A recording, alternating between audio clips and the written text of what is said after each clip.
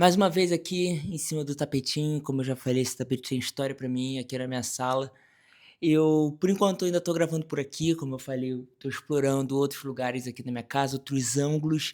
Prendi a câmera em cima da minha prateleira e tive um esforço aqui pra tentar fazer um cenário um pouco mais maneiro, uma parada um pouquinho mais diferente, né.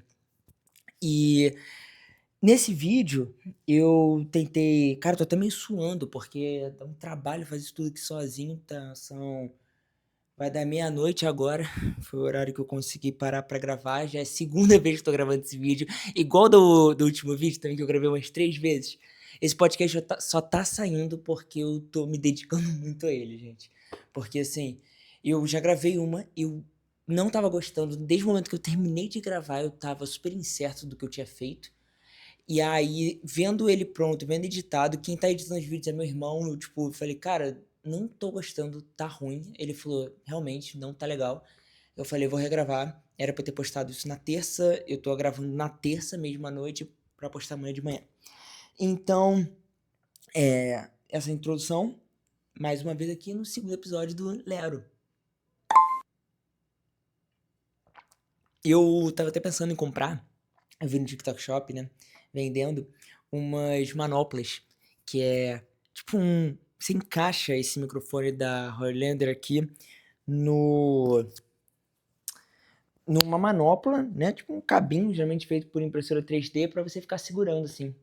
Eu acho interessante para o podcast. Eu já tenho os podcasts que eu vejo que as pessoas seguram assim, eu acho maneirinho.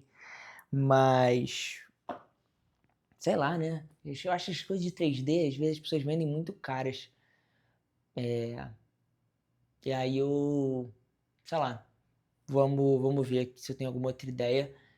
E, cara, tecnicamente isso pode ser qualquer coisa, né, mas eu queria alguma coisa bonitinha e tal. Porque pode ser uma colher de pau, né, você pode pegar uma colher da cozinha, funciona também.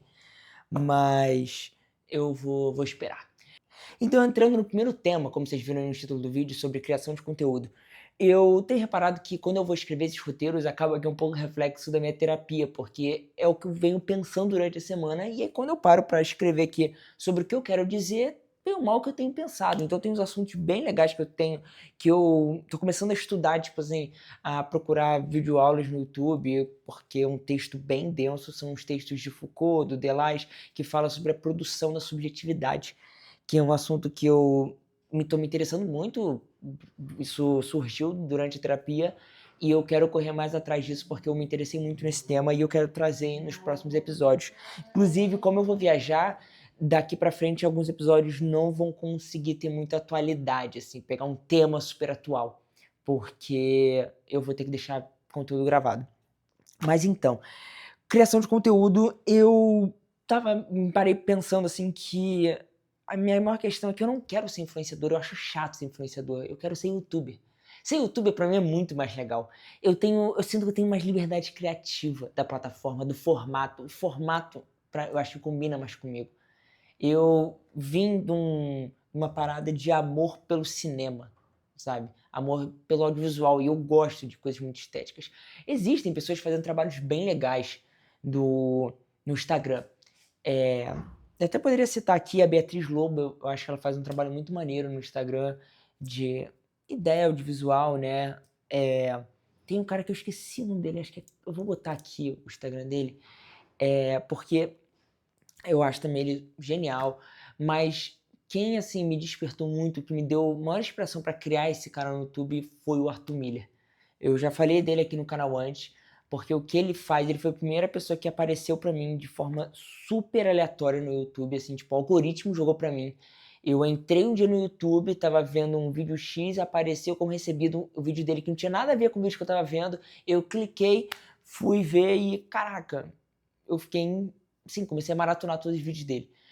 Sim, tanto pela questão audiovisual que ele faz, mas como a forma que ele conta as histórias dele. Cara, ele tem um vídeo, para vocês terem noção, que é sobre. Ele fala sobre fazer música com o que você tem. Em vez de você gastar dinheiro já comprando um instrumento e tal, você criar um instrumento. Só que ele faz isso numa narrativa não convencional. Ele não pega e faz um vlog dele construir o negócio. Ele constrói uma ideia, o que ele chama de vídeo ensaio. E ele trabalha muito esse conceito dos vídeo ensaios. E Nesse vídeo ele pega uma cenoura e ele transforma ela numa flauta. É sensacional, ele faz isso com algumas outras coisas, ele cria também uma câmera analógica com uma caixa de fósforo. E assim, e dá certo, é muito maneiro você acompanhar o processo. Ele faz muita coisa também que dá errado no meio do caminho. E ele meio que mostra, deu errado, eu tive que fazer outro e tal. Ele mostra muita coisa de processo. E eu me interesso muito no tipo de conteúdo dele. E principalmente a forma que ele consegue contar histórias. Eu acho que o problema é que ser influenciador hoje, você fica um pouco refém da sua rotina e refém de uma produtividade extrema, de produzir muito e muito e muito, sem falar na exposição. Você tem que estar todo dia, talvez com uma cara minimamente tipo, feliz, minimamente comunicável, para poder falar o que você comeu, o que você fez. Às vezes não precisa ser uma questão detalhista, tem uns influenciadores que são menos, mas você precisa ter uma produção de conteúdo bem ativa para conseguir dar certo como influenciador. Como youtuber também, mas você tem bem ou mal uma certa periodicidade, se você construir a sua comunidade legal, tem youtuber que começou a construir uma parada que posta uma vez por mês vídeo. Tudo bem, isso vem mais de uma era um pouco mais antiga da internet. Mas ainda tem um ou outro.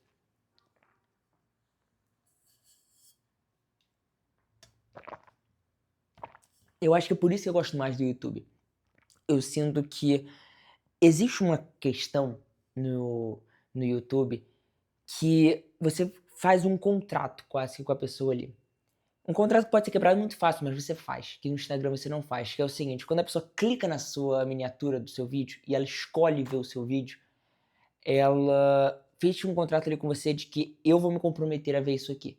Claro que eu posso não gostar, pode chegar notificação, pode aparecer outras coisas para fazer, e você pode sair daquele vídeo, tá tudo bem. Mas, de alguma forma, existe uma coisa ali de eu escolhi ver aquele conteúdo. Agora, no Instagram, você tá ali rolando aquela tela e você não tá escolhendo nada. Estão escolhendo por você. E aí você vai escolher em 3 segundos se você vai querer ficar naquele vídeo ou não. O que é mais legal ainda é de pensar no cinema, porque no formato audiovisual do cinema, ele é um formato em que você pode fazer filmes igual, por exemplo, o Wall-E, da Pixar. Ele é um filme que os primeiros 30 minutos dele não tem fala. Você não sabe que isso é um filme feito pra criança, né? Tipo, pra família, pra um público no geral, que ele não tem fala durante grande parte do filme. Meia hora, um filme de 1h30 quase, 1h40. Então, assim, um terço do filme não tem fala. E nos dias atuais isso é muito louco de você pensar. Imagina você fazer um vídeo, tem que estar acontecendo uma coisa muito mirabolante para esse vídeo dar certo na internet. Durante 30 segundos sem nenhum tipo de áudio. Assim, não áudio, né? Mas sem nenhum tipo de fala em si. E o cinema é um pouco isso. Você faz esse contrato, a partir do momento que você compra o ingresso, você faz o contrato de que o filme pode estar uma bosta, uma merda, mas você vai ficar até o final. Claro que você pode sair no meio, tudo bem, acontece, cada um dos seus motivos, mas no geral você vai ficar até o final do filme. É o que a gente faz, é o que se espera, é o contrato social que tem na dinâmica de ir ao cinema. E pensando nisso, eu sinto que o YouTube, ele me dá um gostinho disso. Eu não tô comparando com o cinema, mas ele me dá esse gostinho de vou dedicar horas aqui por alguma coisa. Ou quando eu tô, às vezes, eu sinto um pouco ansioso, muita informação que eu tô vendo ali, rolando a tela, rolando a tela, rolando a tela, e eu quero respirar, mas eu ainda preciso ouvir talvez um negocinho. Eu sei que isso não parece muito saudável, mas eu vou e ligo num podcast, eu ligo num vídeo do YouTube, porque aquilo dali eu vou ficar durante 30 minutos vendo uma única linha de raciocínio, sabe? Compreendendo o que uma pessoa tá falando. Isso é muito legal. Eu gosto mais do YouTube por isso. Sem falar que eu acho que a ideia da criação de conteúdo na rede social, essa coisa de viralizar ou não, eu acho que viralizar é muito fácil. É muito fácil. Eu fiquei estudando por muito tempo a viralização e ela é fácil. O problema é você tá disposto a viralizar com qualquer coisa, a qualquer modo. Então, sem falar que a viralização, você pode viralizar um vídeo e, gente, não adianta nada. O meu vídeo do Naruto viralizou. Eu até tentei fazer uns outros ali. Eu podia ter investido mais, mas eu não queria ficar sendo o cara do Naruto. Apesar de eu adorar Naruto, adorar futebol, eu não tô me propondo a isso, não é essa imagem que eu quero construir na internet. Então, eu não fui adiante com isso. Mas é muito fácil, essa ideia de viralizar. Quando eu tava fazendo esse vídeo do Naruto, eu lembro que eu falei pra Duda, a gente tava viajando, eu gravei no carro, assim, eu tinha já ali na mente o que eu ia fazer, eu falei, cara, se furar a bolha, assim, eu preciso de uma pontinha só, vai dar certo, vai estourar esse vídeo. E aí a gente foi jantar e eu lembro de ficar rolando assim, né, atualizando a página e mais curtida, mais curtida, mais curtida. Depois foi pro Instagram. E o Instagram, meu Instagram até hoje, tem mais de um mês que eu postei e toda vez que eu entro deve ter uns 100 likes a mais e vai indo assim. 100 likes é muito, mas tem bastante. Mas sim, o que eu quero dizer que é muito fácil é porque eu tinha feito uma vez um curso e eu tinha anotado aqui as coisas de viralização e vendo outros vídeos, todo mundo fala a mesma coisa. Acho que tá todo mundo comprando o mesmo curso e fazendo seu próprio curso sobre o que aprendeu no curso que comprou. Então tudo é igual e tudo faz muito sentido. E eu acho que possivelmente, se você não viralizou, se você ainda não aprendeu talvez esse modo, você faz um vídeo que você acha muito legal, muito bom e que você acha que tem ali a coisa do gancho, tem aquelas coisas ali, mas ele não pegou ainda os temas certos. E aí você acha que por isso, sei lá, o algoritmo tá te boicotando, o algoritmo... Porra, toda hora tem influenciador falando que o algoritmo tá entregando. Irmão, às vezes seu vídeo só não tá legal. Tá faltando coisa no seu vídeo. Apesar de que, sei lá, eu também tenho meus pés atrás com algoritmo, redes sociais e grandes capitalistas, assim, que podem escolher o que vai dar certo, o que não vai. Mas isso é outro assunto. E eu queria falar sobre o sentido da facilidade de viralização, porque quando eu vejo as questões aqui, o meu vídeo era óbvio que ele ia viralizar. Ele cumpria todos os pré-requisitos, assim. E aí, trazendo nisso, no geral, a gente tem, tipo, o famoso gatilho de atenção.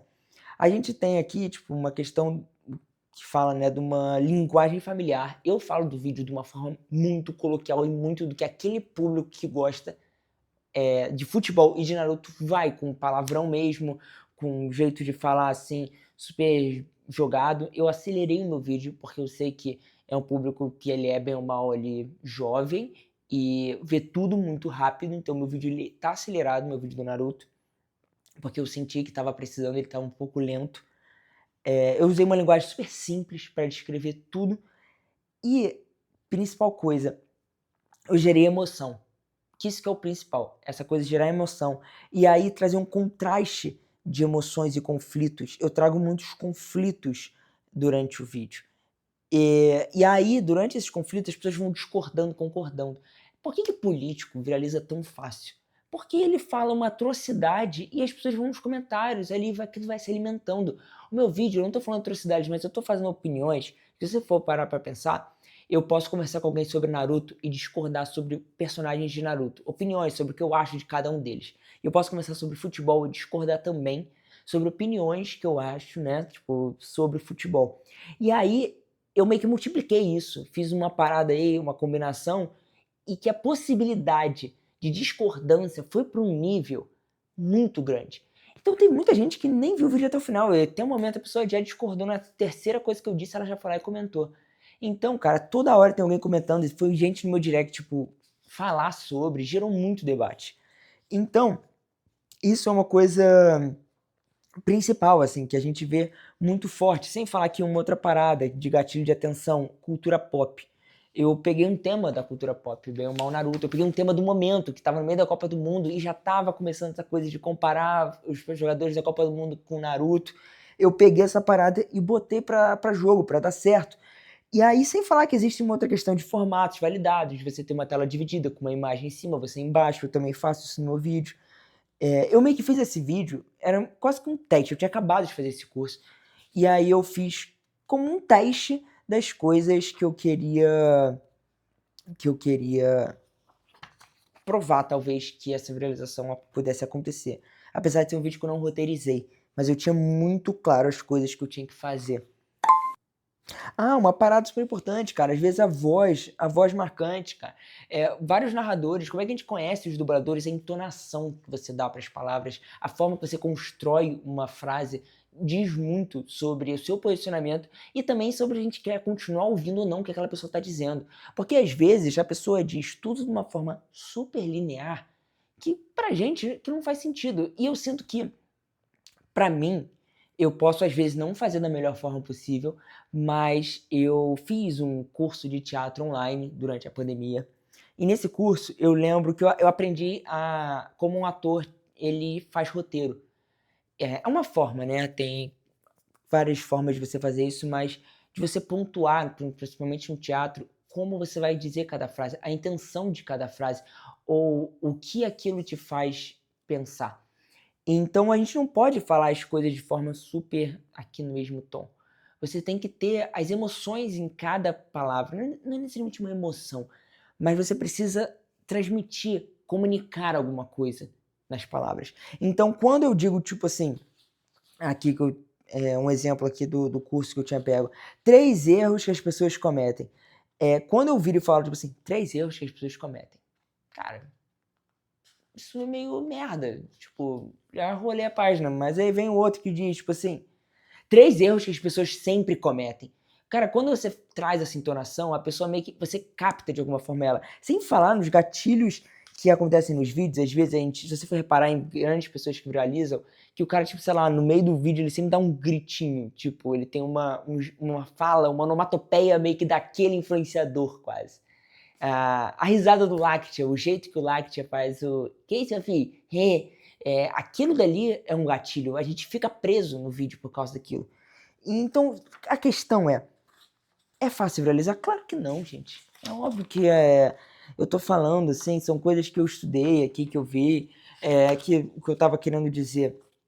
Quando a gente tá. Uma das formas de viralizar também é você pegar alguns temas culturais, assim, conflitos universais, então trazer questão de relacionamento, questão familiar, questão assim, tudo isso é muito fácil. Se eu chegar fazendo um vídeo, tipo assim, eu não aguento mais brigar com a minha mãe, foi a 5ª vez que a gente briga, sei que, cara, as pessoas gostam de uma fofoca, as pessoas vão querer parar para talvez ouvir o meu vídeo.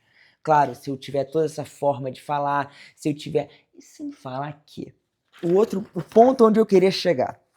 Quando alguém tem sucesso na vida, eu sinto que a pessoa ela sempre pega e ela diz como ela chegou lá e tenta te falar o que que ela fez para chegar lá. De sucesso que eu digo, não só um empresário, essas baboseiras de mito da garagem e tudo mais, que é um tema super legal que, se você quer saber mais sobre o assunto, vou botar aqui o canal da Bira, do Senhor Bira, na verdade, que caraca, é absurdo. Ele fez um vídeo só falando sobre o mito da garagem, como que ele funciona na sociedade. E o mito da garagem, ele vem desde essa questão influenciadora, é uma coisa super ampla, mas estou querendo dizer mais uma coisa de qualquer pessoa que tem sucesso, alguém que consegue um emprego legal, minimamente legal, perto de você. E essa pessoa tenta te falar meio que o que você tem que fazer para também conseguir. Meio do tipo, ela acredita que foi o inglês que fez ela conseguir, vamos supor. E aí ela vai tentar te convencer, ou ela vai realmente acreditar que foi o inglês que fez ela chegar lá. E aí, se ela for ensinar para alguém, ela vai falar que se você fizer inglês, você vai conseguir o seu emprego. Quando que, na verdade, existe um estudo que diz, eu estou falando um estudo porque eu já li isso em alguns lugares, mas eu não tenho exatamente as fontes, mas vocês vão concordar que isso faz, de certa forma, sentido. A sociedade é muito complexa, tudo que se forma é muito complexo.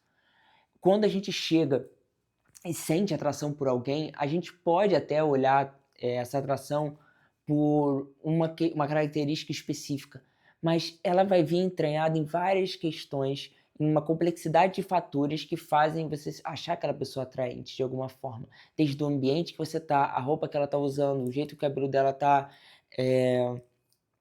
N fatores, como você acordou naquele dia, como você está se sentindo, tem sobre você, sobre o outro, sobre o ambiente. Existe uma combinação de fatores para algumas coisas acontecerem que você nunca vai conseguir entender exatamente como você chegou lá. Você pode ter ali um caminho, uma estrutura, replicar a estrutura e dar certo, e tudo bem, aquela estrutura é meio que base, mas vão ter fatores que você não vai fazer ideia de que fizeram o outro fizeram você chegar lá.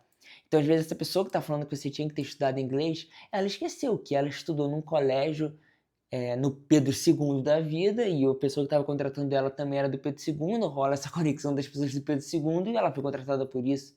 Às vezes, na cabeça dela, isso nem se passou. E, na verdade, esse é o motivo.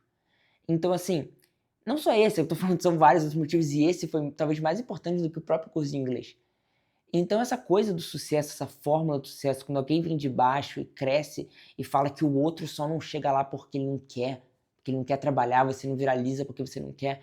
Cara, existem vários fatores que podem fazer que fizeram você dar certo, que talvez o outro pode seguir a mesma fórmula que você, mas ele não vai ter esses fatores iguais. Então ele não vai chegar lá. Então, às vezes, um influenciador X você pode pegar o mesmo roteiro desse influenciador X, o mesmo cenário, mas não é ele. A cara do influenciador, depois de um certo ponto que ele já fica tão reconhecível, que a cara dele já é um gatilho. Tem alguns caras que eu sigo, uns influenciadores que eu sigo, que eu talvez pularia aquele vídeo, mas como eu já sei de quem é, eu quero ver o que ele vai falar. Porque eu já tenho ali um gatilho. Ou às vezes você vai ver um vídeo que vai ter uma parada no fundo que vai te chamar a atenção e você vai ficar até o final. Ou, cara, são muitas variáveis. Acho que isso ficou claro. Ou seja, a minha questão nessa conclusão toda eu fiquei nessa contradição justamente para fazer essa dinâmica do que de uma técnica da viralização, que é esse conflito de ideias do é muito fácil, do é muito difícil viralizar. Eu acho que não existe fórmula nesse sentido de que ninguém nunca vai conseguir compreender todos os fatores, mas que existe sim uma estrutura base que é possível se compreender e ver um padrão entre os vídeos que dão certo e viralizam. Quando eu vejo meus vídeos antigos que não performaram tão bem, e eu vejo o que performou bem, e vendo essas estruturas básicas, eu consigo entender.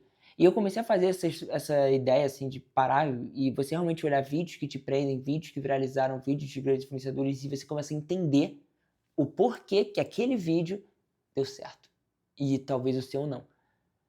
E, cara, às vezes em 3 segundos eu consigo ver que é um vídeo super amador, que é uma pessoa que tá perdidaça. E às vezes em 3 segundos tem uma pessoa que faz um vídeo super aleatório. Não sei se vocês já viram, caraca, eu vou botar esse vídeo aqui. Quando eu falo vou botar, eu vou pedir pro meu editor, vulgo meu irmão, colocar. É um vídeo de um garoto que vai numa... Não só um garoto, tem umas pessoas numa cidade do interior de São Paulo, que eles vão num mercadinho, e aí toda vez que eles compram, acho que R$ 150 no mercadinho, eles podem estourar um balão e ganhar um prêmio. E aí essa parada viralizou. Eu fiquei hipnotizado vendo esse vídeo. Aí eles têm seguidor pra caramba. Todos os vídeos deles batem, sei lá, 50 mil views. Pô, pra um mercadinho é muita coisa. Um mercadinho super específico, super local. E por que dá tão certo? Ele tem umas coisas muito específicas nesse vídeo, que eu até falei no vídeo. A entonação que a mulher fala, a cara do menino é uma coisa, tipo assim, você fica meio que curioso pra ver o que vai ser aquilo, o que ele vai ganhar. Ele vai ficar feliz, ele não vai ficar feliz do que ele ganhar. Ele tá sem um cara de sono. Qual é a do menino que tá com cara de sono? E aí, a locução da mulher, eles encontraram aquele formato, começaram a replicar o formato que viram que deu certo, a estrutura de roqueiro, todos os vídeos são iguais. A mulher fala a mesma coisa. A musicalidade da voz dela é, tipo, maluquice, assim, sabe? É muito específico. E isso faz o vídeo ser interessante e viralizar. E com isso a gente vai para o nosso último tema, que é o tema do que é atual. Eu sei que eu já estou um pouco atrasado nesse tema. O YouTube já passou dessa onda, já estamos aí no Homem-Aranha, né? No quesito cultura pop e cinema. Mas eu quero falar da Odisseia. Eu vi a Odisseia nesse final de semana. E dentro dessa ideia da viralização, eu tava falando muito sobre essas coisas que você tem que fazer para viralizar, esses conflitos que você tem que abordar. É uma coisa que a gente consegue ver em muitos filmes. Os filmes de maior bilheteria, eles abordam essas temáticas sempre muito claras, como paternidade, família. Pode ver que o tema família e relacionamento tá em 98, talvez, por cento dos filmes de melhor bilheteria, assim. Eu penso muito Titanic e Avatar, que são de James Cameron. Titanic é totalmente sobre relacionamento. Pode ver que vários casais viralizam na internet, ou pessoas que falam coisas do relacionamento, porque as pessoas se engajam. Todo mundo tem um relacionamento, todo mundo quer ter um relacionamento. Claro, tem pessoas que não querem, mas no geral sim. E o os filmes no geral, eles levam essa pauta e é isso que faz eles ficarem icônicos por muito tempo. Então, cara, você quer fazer um vídeo desse? Sim, mas como é que eu vou aplicar isso na Laia? No que eu quero comunicar? Eu quero comunicar uma coisa X que não vai muito para esse caminho. Essa é a dificuldade. Às vezes uma pessoa trabalha para uma empresa, sei lá, uma coisa de dermatologia, e quem é essa pessoa, ela vai entender essa referência. E aí você tem uma limitação de temas ali. Porque aquilo não é interessante, você vai levar para relacionamento, vai levar para família, às vezes você não quer ir para esse campo, você tem um posicionamento a zelar ali que você quer tratar. Então, eu acredito que acontece isso nessa relação da viralização, no que a gente pode aprender, mas tem esse porém do como, do que você está despertando ali de emoção ou de relacionamento com a pessoa, com os filmes também, eles também fazem isso. Sem falar que nessa ideia de construir um posicionamento, eu acredito que alguns influenciadores vão para esse caminho, mas eles também constroem uma figura que diferencia eles no geral. Então a gente consegue ver uns influenciadores que são mais voltados talvez para o futebol, outros talvez a mulher carrega mais no nome da comédia, ou coisas assim do tipo. Quando que na verdade eu queria relacionar isso com a Odisseia no sentido do que o Nolan construiu. Agora uma coisa para o vídeo ficar aí emocionante, tocar nesse ponto da viralização, o Nolan, ele tem um papel muito interessante na minha vida, assim, porque eu diria que foi um filme dele que fez eu começar a gostar de cinema, a me interessar em ver filmes, em todo final de semana querer ver um filme, e um filme mais cabeça pra época, quando eu tinha 12, 13 anos. Eu lembro que o meu pai, ele sempre via filme, meu pai sempre foi muito cinéfilo, meu pai trabalhava com isso, então ele sempre foi muito dessa área. Mas eu sempre gostei muito mais de uma coisa infantil, assim, no sentido, eu era fascinado nos filmes da Pixar, da Disney, Harry Potter, eu via adoidado, os filmes do Disney Channel, eu também adorava. E só que eu nunca tinha ido para esse outro campo, esse outro lado, né?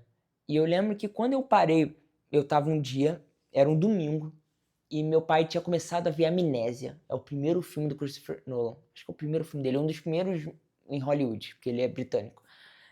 E meu pai me chamou pra ver, tipo, tinha 10 minutos, e ele falou: "Filho, quer ver um filme?" E naquilo dali eu acho que criou uma certa conexão com meu pai de alguma coisa nossa. Porque eu sinto que agora entra um momento terapêutico. Eu sinto que, como eu tenho 2 irmãos, é normal que ainda mais eu por ser o filho do meio, você ter essa necessidade de tentar se encaixar e se sentir amado pelos seus pais, de alguma forma. E eu acho que eu tinha conexão muito clara com meu pai até aquele momento, que era o futebol, o Flamengo e esse mundo. Só que o meu irmão mais novo, ele também era, e meu irmão sempre foi muito mais fascinado por futebol do que eu, e olha que eu gosto bastante. Só que o meu irmão, ele é fora de série com isso. E quando meu pai me chamou, talvez, pra ver o filme, era meio que naquele momento eu criei um laço com ele que era meio que nosso. Meio que o cinema é nosso, sabe? Essa coisa de gostar de filme e se interessar vai ser só nosso. Sem falar que naquele momento eu senti aquela cena do Divertidamente que vem a memória base e aí cria a sua ilha de personalidade. Então, eu acredito que aquilo dali foi um grande começo, porque esse filme do Nolan, ele é impressionante. Para mim, um dos melhores filmes do Nolan. Ele tem essa carga toda emocional, faz eu gostar mais do filme do que talvez ele realmente seja. Mas o filme é incrível. Esse filme, Christopher Nolan, ele, ele faz toda uma coisa diferente e tal, aquela coisa. Ele é super cult, porque ele é uma história de um cara que ele tá tentando descobrir quem matou a mulher dele, só que ele tem amnésia, então ele começa a tatuar no corpo dele as pistas do que ele tá encontrando. E o filme ele é gravado de trás para frente, tipo, do momento em que ele acha a pessoa até o momento que aí vai até o momento da morte da mulher dele. Então, a gente vai vendo isso de trás para frente. E ele faz umas coisas de linguagem super diferentes. Assim, não sei se é tão diferente, né? Mas pro que eu estava acostumado era diferente, de gravar preto e branco, um tempo X, colorido um outro tempo, uma outra coloração outro tempo. Então ele fazia esse vai e volta, você entendendo, você construindo, montando o quebra-cabeça da cena. E com isso, o Nolan ali, ele começou também a construir uma questão do posicionamento dele. Porque dentro desse mundo da criação de conteúdo, o que mais tem é gente de marketing e dando dicas sobre a sua marca. Olha o que a marca X está fazendo. O que você está fazendo na sua marca para isso? Quando, na verdade, eu olho para lá e falo, meu irmão, como que eu vou fazer essa porra? Com que dinheiro? Eu tô começando. Tipo, esses caras falam as coisas, tudo bem, talvez eu não sou o público-alvo do que eles estão querendo dizer. Mas talvez essas pessoas do marketing também, eles querem ver o vídeo, só querem viralizar, só querem falar uma coisinha que seja legal, dar um case ali e pronto. Eles não querem realmente te ajudar, eles não querem realmente, tipo, passar uma coisa útil na internet. Passar uma coisa, tipo, pô, essa marca faz isso daqui. Você que está começando, talvez você pode tentar alguma coisa para começar a introduzir isso, uma coisa que tem um custo mais baixo. Mas não, vem sempre umas coisas que eu olho e falo, cara, isso é maravilhoso, isso é ótimo, isso é tudo que eu aprendi na faculdade, só que não tem dinheiro, não dá.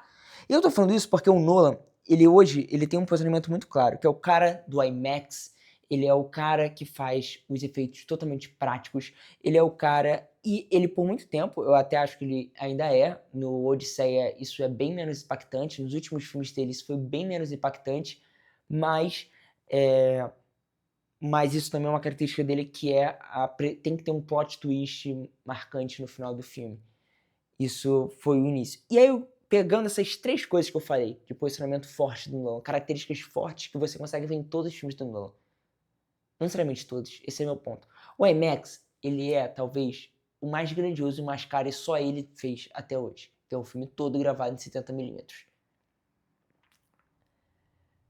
Para ele chegar nesse lugar, ele teve que fazer filme à beça. Ele teve que construir todo um posicionamento. Então, de alguma forma me conforta quando eu vejo esses vídeos e eu vejo que eu não consigo fazer uma coisa X pra Laia. Talvez eu sou o Nolan no primeiro filme. Talvez não, óbvio, eu sou o Nolan no primeiro filme. E qual é a marca que ele tinha, talvez, no Amnésia? O plot twist. Era o que ele conseguia fazer, que era o roteiro. Não envolvia orçamento, não envolvia dinheiro. Não envolvia ele, com a criatividade dele, sentar ali e escrever alguma coisa. Então, o que eu posso ter de posicionamento pra Laia? Talvez numa criação de conteúdo, fazer uma coisinha um pouquinho diferente para criar uma personalidade X, sabe? O que eu posso criar de coisa puramente criativa, de estampa ou de escrita, talvez ali em posts, em forma de se comunicar, que não vai envolver, tipo, uma coisa muito grande, de um posicionamento tão claro como talvez o IMAX, que é super claro e evidente e tá lá no marketing gigantesco da Odisseia. Então, eu acredito que o Nolan, ele foi construindo isso para chegar na Odisseia, né?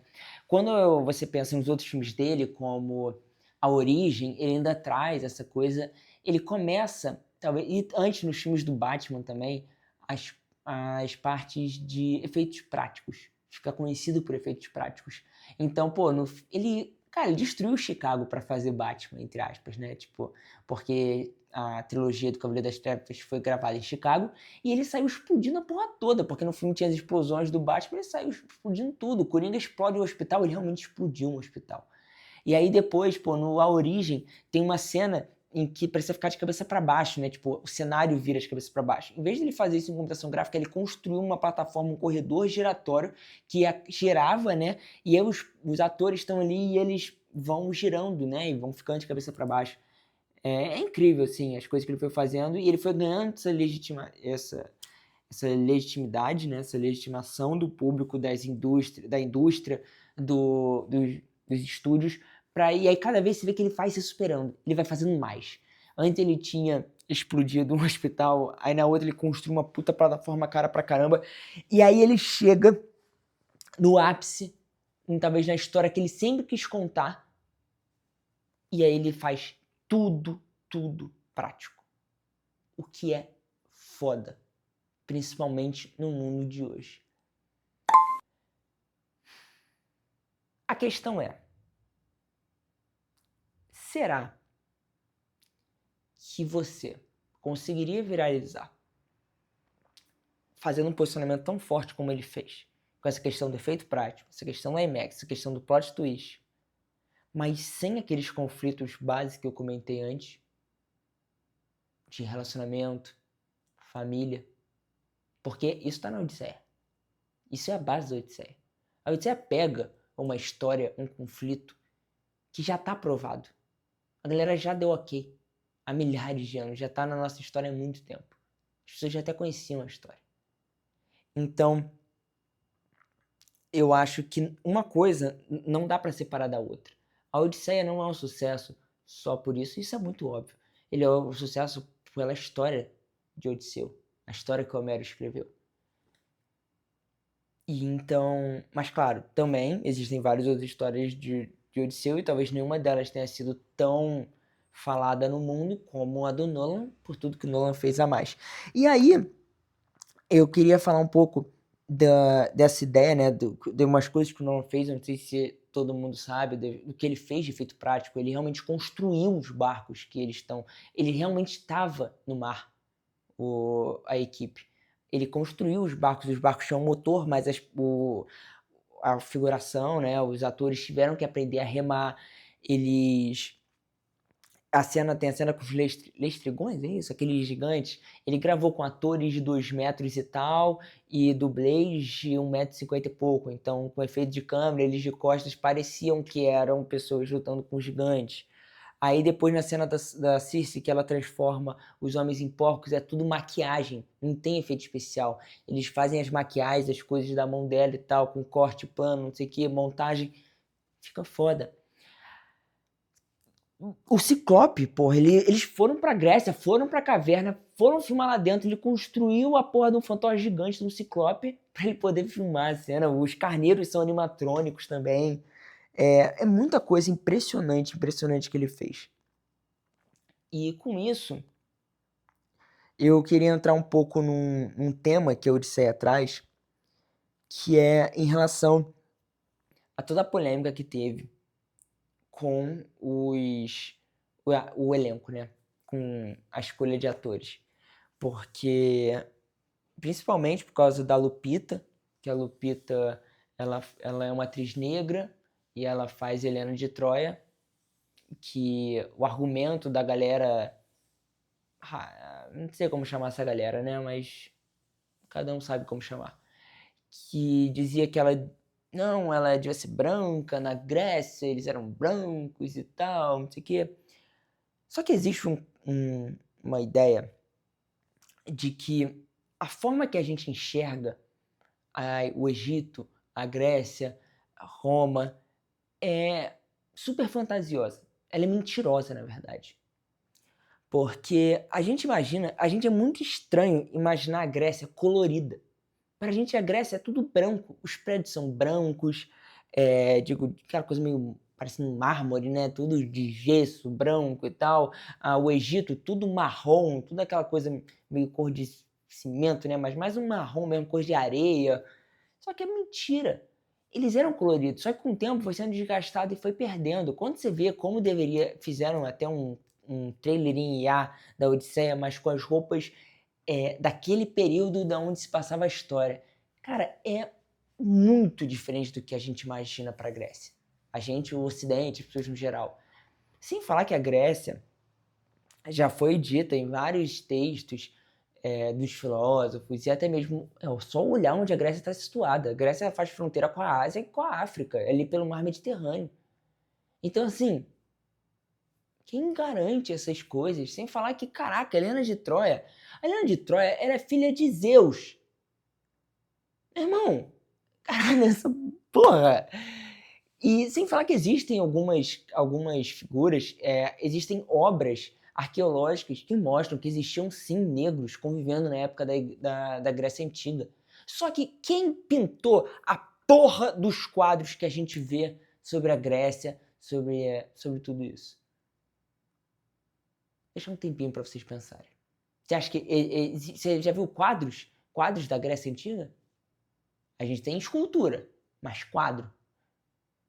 Cara, os quadros foram todos pintados por pessoas anos depois ali na Itália, no Renascimento, quando começam a trazer de volta a ideia toda clássica da Grécia Antiga e começam a pintar deuses, a pintar isso e aquilo, e aí eles pintam como eles eram, brancos, de cabelos louros e tal, daquele jeito. Então a gente tem uma visão de alguém que fez as coisas 200, 300, 400 anos depois. Então, assim, cria-se um debate, uma coisa, as pessoas gostam de falar na internet sem pensar, né? E talvez muito pela questão da viralização, porque vai tocar aqui numa questão emocional minha, que eu vou ficar com raiva vendo a porra do vídeo e falar assim, caraca, essa pessoa é energúmeno, não foi capaz de raciocinar minimamente ou de compreender minimamente como o mundo ele foi formado e como a estética do mundo foi construída, né? Isso é muito interessante pensar como a estética do mundo foi construída, mas o vídeo já está muito complexo. O último ponto que eu queria falar é sobre a ideia da fantasia. Eu vi um vídeo no Instagram muito maneiro, uma pessoa que falava sobre a Odisseia justamente, falava sobre a ideia da fantasia, como Hollywood, Estados Unidos, a Europa, tem muitas histórias sobre a fantasia. Mas como que o Brasil não, a gente não tem muita coisa sobre fantasia. E aí no vídeo ela comentava que ela, quando era mais nova e tal, tinha perguntado pra mãe dela se ela tinha medo de fantasma. E aí a mãe dizia, não, eu tenho medo de bandido. Quando que o americano tem muito mais medo de fantasma, fazendo essa relação de que talvez eles fazem mais filmes de fantasia por terem medo de fantasma, assim, por ser uma questão pra eles. E quando pra gente a maior questão é bandido. Então a gente tem muitos filmes abordando essa temática das comunidades, das favelas e tal. Eu achei interessante, mas eu queria propor uma outra camada para essa discussão, porque eu acho que naturalmente a gente vai fazer sobre aquilo que a gente realmente vê mais na prática, assim, tipo, que é mais do nosso cotidiano, mas eu ainda acho que existe dentro disso, pensando assim, bem por alto, construindo esse pensamento com vocês, tá, gente? Então, se discordar, é só falar aí nos comentários e a gente vai debatendo sobre. Eu acredito que a construção do mundo, a construção do Brasil principalmente, com todo o sentimento de vira-lata que o Brasil tem, quando a gente vem para cá e olha, né, quando chegam os europeus no Brasil, já tínhamos aqui os povos originários, vêm os africanos, a gente forma essa nação formada pelos três povos, né? E e aí você para ver, existe um mais hegemônico, um que está no poder, que seriam esses europeus. E aí, qual é a história fantasiosa deles? Desde lá de trás, culturalmente, do Brasil. É uma história que não combina com a gente. Eles vão falar de castelo, eles vão falar de coisas que para nós não faz o mínimo de sentido pensar, porque não combina com a nossa estética, não combina com quem a gente é. Essa ideia de castelo, de construções e tudo mais. Construções que eu digo, tipo, essa estética toda. Imagina um dragão no Brasil, parece que não combina, não dá match. Sei lá, o dragão, esse castelo, coisas de lugar de frio, não combina com a gente. Quando que a gente vai para um outro campo do. Aí a gente vai ver os outros povos. Nos outros povos a gente tem coisas que até combinam com nós. Portanto que o folclore nasce majoritariamente por influência desses povos, dos povos originários e dos povos africanos. E aí, o nosso folclore ele é super rico. Só que esse poder hegemônico dos europeus que comandaram aqui por tanto tempo e até hoje estão majoritariamente no poder, se fazer essa divisão, claro que ocorreu uma miscigenação aí, mas nesse caso a gente tem muito essa questão do viralatismo de olhar para o que vem desses povos, de olhar para o que vem de dentro e falar, tipo, de achar tosco, achar que isso não tem graça, não levar muito disso em consideração. Então, tenho um sonho muito grande. Na faculdade, eu fiz vários projetos sobre isso, que é explorar mais o folclore, explorar mais essas histórias e fazer filmes. Eu tinha escrito um curta, eu tinha feito todo design visual de um filme do Curupira, minha figura preferida do folclore. Eu comprei livro que conta a história dos personagens do folclore, é tipo um abecedário, assim, com vários. É um tema que eu me interesso muito, mas eu pensei um pouco sobre isso dela. Claro, tá, existe esse medo de ladrão, existe essa questão, mas eu acho que é mais complexo que isso, porque a gente lá nos Estados Unidos também é um país super violento, as pessoas têm muito medo de arma, portanto tem muitos filmes disso também, de violência por violência. Os Estados Unidos não é um país totalmente só fantasia e zero violência, mas eles também é quem tem mais dinheiro para investir, né? E aí acaba que tem um pouco de tudo. Mas eu acho que tem muito essa questão da sua cultura, do que combina, do que encaixa na sua cultura ou não. É como se pra gente imaginar um Percy Jackson passado no Brasil não combina, soa estranho, parece que não combina com a nossa estética, com a nossa floresta, com nossas praias, com nossas cidades no geral. E sem falar que. Mas e o que combina com a gente? Por que a gente não explora isso? Por que a gente não traz, né? Cara, tem um cara no Instagram que ele faz uma série, ele é um ilustrador, também vou botar ele aqui. Ele é muito foda, porque ele começou uma história com personagens do folclore, como se eles fossem parte de uma escola e tal. Se não me engano, é a Escola da Árvore Dourada, uma coisa assim, que é muito maneiro. E ele foi ilustrando, ele depois ele até começou a fazer histórias em quadrinhos, e cara, isso poderia virar uma animação muito foda. E uma coisa que eu ia falar é, como eu venho muito eu venho da animação, eu na faculdade eu me formei em domínio adicional, fiz um domínio adicional em animação junto com publicidade. Eu peguei várias matérias de design sobre animação, audiovisual e tal. Eu gosto muito dessa área, sempre gostei. E existem alguns projetos no Instagram que eles são de pessoas tentando trazer à vida essas histórias. Eu, inclusive, ajudei a financiar um projeto que eu acho que é o Eu Sou Caipora, que é um curta sobre o caipora, sobre essa figura do nosso folclore. Então, sempre que tiver alguma coisa assim, essas coisas de ajudar, às vezes com 20, 30 reais, ajuda a ter um produto audiovisual, isso vai fomentando e dando força para essa pessoa que está começando ali, talvez ter esse projeto na mão para apresentar para um estúdio, mostrar do que eles são capazes, um estúdio investir, ou o próprio Ancine entrar num edital, ganhar ali o edital, e aí a pessoa vai escalando, sei lá, cara. Não sei, pensei aqui agora. O vídeo ficou isso, cara. Eu acho que esse vídeo ficou longo a beça, mas vou te falar, eu gostei.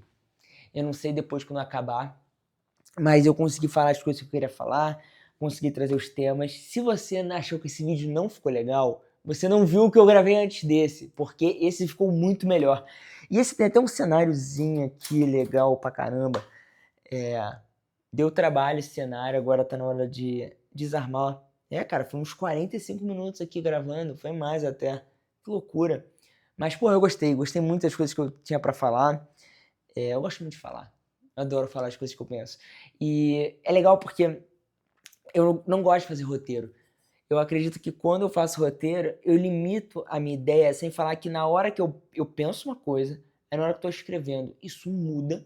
Eu já começo a pensar diferente, porque eu começo a amadurecer mais aquela ideia. Aí depois, quando eu vou ler, eu já. Caraca, será que é isso? Pô, tá faltando isso é mais complexo que isso. E aí, quando eu vou falar, eu também já tô com uma outra coisa. Então, quando eu tô aqui com vocês, eu vou construindo esse pensamento junto. Então, eu penso, mas aí depois eu volto e falo, pô, não, acho que não. E aí a gente vai achando um caminho aí de uma conversa legal, assim, uma conversa, vulgo monólogo meu, quase. Mas conversa, porque eu convido vocês a deixar um comentário aqui. E fazer um negócio que eu vi em outros vídeos, se você chegou até aqui, deixa um comentário aí, e aí vamos, pra me ajudar, deixa um comentário aí de um passarinho nos comentários, que eu sei que você chegou até o final. E aí também faz referência à nossa andorinha, que é o mascote, nossa mascotecinha da Laia, que em breve nós vamos escolher um nome para ela, vai ter uma votação. E aí eu quero que vocês participem para a gente escolher um nome para nossa andorinha. E é isso, espero que vocês tenham gostado desse vídeo. E até o próximo episódio do Lero.